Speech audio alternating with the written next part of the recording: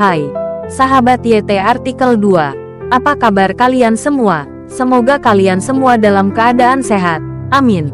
Sebelum melanjutkan ke ceritanya, jangan lupa tinggalkan like, komen, dan subscribe. Karena dengan like dan komentar kalian, yang semakin membuat admin semangat mengupload lanjutan ceritanya.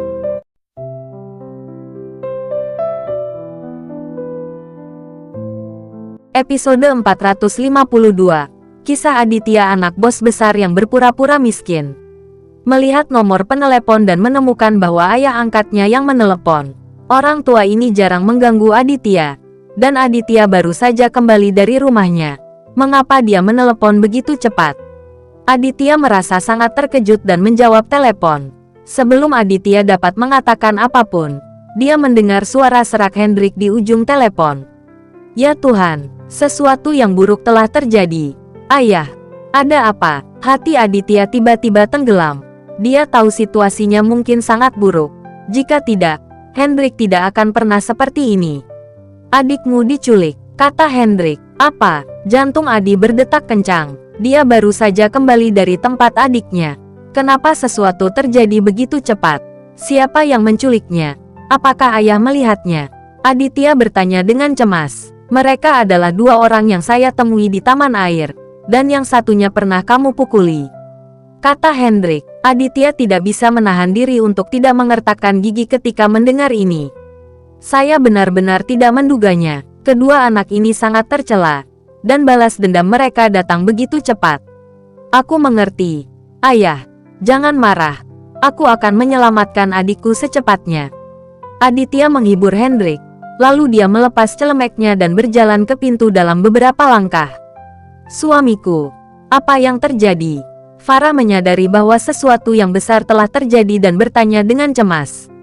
Sesuatu terjadi pada April. Aku akan keluar sebentar. Aditya tidak punya waktu untuk menjelaskan kepada Farah. Jadi dia meninggalkan rumah setelah berbicara. Setelah segera sampai di luar, Aditya masuk ke dalam mobil dan pergi dari villa. Dalam perjalanan, Aditya menelepon Dylan dan memintanya untuk mengajak seseorang keluar untuk bertemu. Segera, di lokasi yang ditentukan Aditya, Dylan tiba bersama selusin anak buahnya. Tuan Adu, apa yang terjadi? Dylan menghampiri Aditya dan bertanya pada Aditya.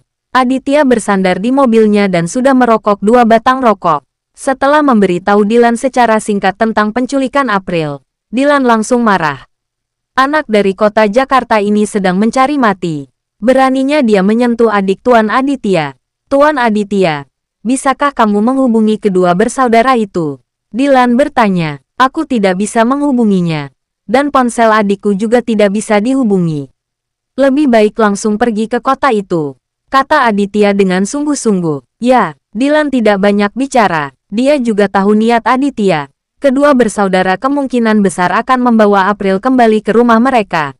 Bahkan jika Anda tidak kembali ke Jakarta, langsung saja ke Jakarta. Minta bantuan keluarga mereka. Aditya pergi. Dylan dan anak buahnya. Dia mengendarai beberapa mobil.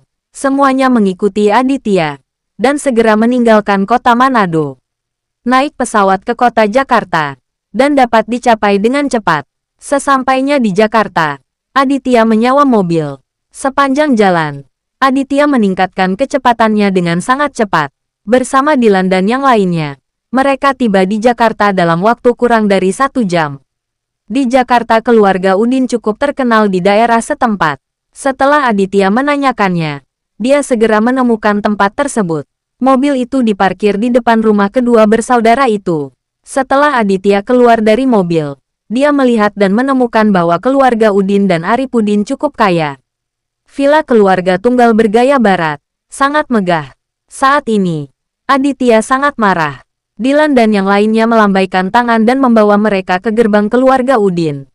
Pintu rumah Udin tidak ditutup, dan ada 2 pemuda berjas hitam berdiri di depan pintu, yang merupakan pengawal rumah. Apa yang kamu lakukan? Salah satu pria berjas mengulurkan tangannya untuk menghentikan Aditya, tetapi dia tidak berani berbicara kasar. Bagaimanapun, Aditya membawa begitu banyak orang ke sini, dan sekilas, Aditya dan yang lainnya bukanlah orang biasa. Apakah ini rumah Udin? Aditya akhirnya memverifikasi. Pria berjas menjadi sedikit tidak sabar dan berkata dengan dingin. Kamu tahu ini keluarga Udin. Tapi kamu masih berani menerobos masuk. Kamu tidak bisa masuk. Jika kamu ingin mencari seseorang, saya bisa masuk dan memberitahu. Pria lain berjas itu mengerutkan bibirnya dengan arogan. Katanya kepada Aditya. Aditya tidak punya waktu untuk mengkhawatirkan pertengkaran kedua pengawal ini. Pastikan saja itu rumah Udin. Saat ini Aditya masuk. Saat dua pengawal berjas mencoba menghentikannya, mereka langsung dijatuhkan oleh Dilan. Kemarilah. Seseorang menerobos masuk. Seorang pria berjas jatuh dan berteriak. Tiba-tiba, 6 atau 7 pria berjas memegang pipa baja bergegas keluar dari villa dan menghentikan Aditya dan yang lainnya. Melihat kedua belah pihak hendak mengambil tindakan, pada saat ini, seorang pria berjas berusia 50-an berjalan keluar villa dengan santai. Pria ini berkumis, berpakaian bagus, berjalan mantap dan terlihat sangat sombong. Pria ini juga membawa sangkar burung di tangan kanannya. Ada 2 burung beo di dalam, dan mereka sepertinya sedang terbang. Mengapa berisik sekali? Pria berjas bertanya dengan tidak sabar. Dia bahkan tidak repot-repot melihat Aditya dan yang lainnya. Pria berjas bernama Irwan segera berbalik dan berkata kepada pria berjas dengan penuh hormat, Tuan, saya tidak tahu apa yang dilakukan orang-orang ini. Mereka masuk ke rumah. Orang-orang yang pengecut. Pria berjas tersenyum arogan dan akhirnya menatap Aditya dan yang lainnya. Ketika dia melihat ada lebih dari selusin dari Aditya, pria berjas tang langsung menggelapkan wajahnya. Sungguh keterlaluan. Kamu berani membawa begitu banyak orang ke dalam rumahku. Apakah kamu takut hidupmu terlalu lama? Pria berjas itu menatap Aditya dengan dingin dan berkata dengan arogan. Apakah kamu ayah Udin dan Arif Udin? Aditya bertanya langsung. Tidak ingin bertengkar dengan pihak lain. Pria berjas tang terkejut ketika mendengar ini. Baru kemudian dia menyadari bahwa putra sulungnya lah yang membuat masalah lagi. Ya, saya Akbar. Setelah Akbar memperkenalkan namanya, dia menunggu untuk melihat ekspresi terkejut Aditya. Namun yang membuatnya kecewa, Aditya tidak memiliki ekspresi lain di wajahnya kecuali cemberut. Apakah kedua anak bajinganmu ada di rumah? Jika ada, suruh mereka keluar. Aditya berkata pada Akbar dengan dingin. Setelah mendengar ini, pengawal keluarga Akbar semuanya mencibir. Terutama pria bernama Irwan hampir tertawa terbahak-bahak. Haha, dari mana kamu mendapatkan stasiun artileri ini? Tahukah kamu di mana tempat ini? Kamu pikir kamu bisa menjadi liar di sini dengan selusin orang, bukan? Irwan mencibir dan bertanya kepada Aditya. Apakah kamu ingin aku mengulanginya untuk kedua kalinya? Ketika Aditya mengatakan ini, matanya sudah bersinar dengan cahaya dingin. Irwan kaget saat melihat mata tajam Aditya. Karena dia menemukan aura Aditya terlalu kuat dan matanya terlalu menakutkan. Akbar juga melihat saat ini bahwa mata Aditya mengandung niat membunuh yang mengerikan. Sepertinya kamu bukan anak yang sederhana. Tapi aku peringatkan kamu. Segera keluar, kalau tidak. Bang, sebelum Akbar menyelesaikan gertakannya, Aditya memukul wajah Akbar.